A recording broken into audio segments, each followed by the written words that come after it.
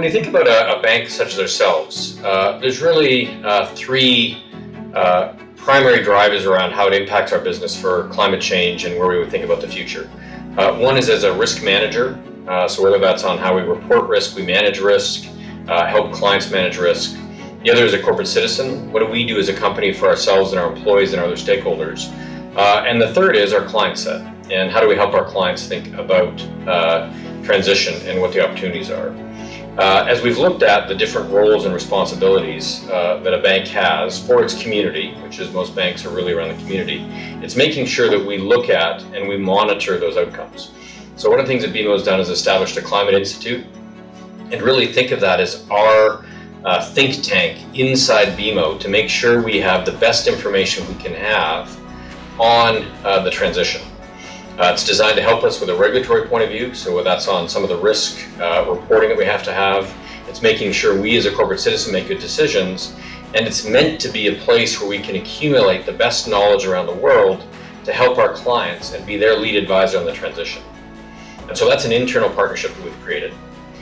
We've also then set up an energy transition team, which is different than many banks, and it encompasses every one of our client coverage opportunities and every one of our product groups.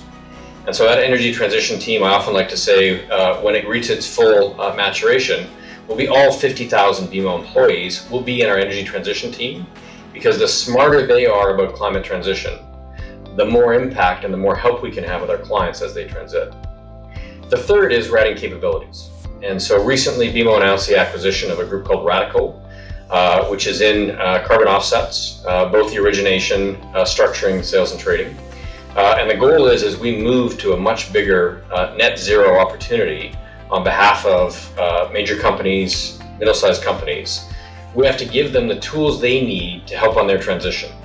And some of that will be changing business models and opportunities. Some of it will actually be environmental hedging that they need to put in place. And so those are three different examples of how we're partnering internally and externally to drive innovation and help our economy transition to a net zero world.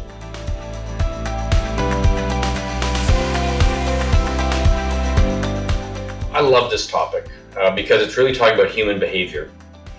In a place where we have rules or forced outcomes, what people do is they design solutions to just meet those needs. In a world where we have incentives, so if you do good, you'll be rewarded, then what people do is they actually invest farther and deeper. Some of my favorite stories is around some of our large mining clients. And early in the transition, they struggled with how does it work from business rationale. And today what they'd stand up and say, we actually run our company better, we run it at a lower cost, we provide better opportunities for our employees, our local stakeholders, and we generate better returns as they've invested in the transition. That to me is the incentive model, which is if you do good and be rewarded for doing good means you will do more good.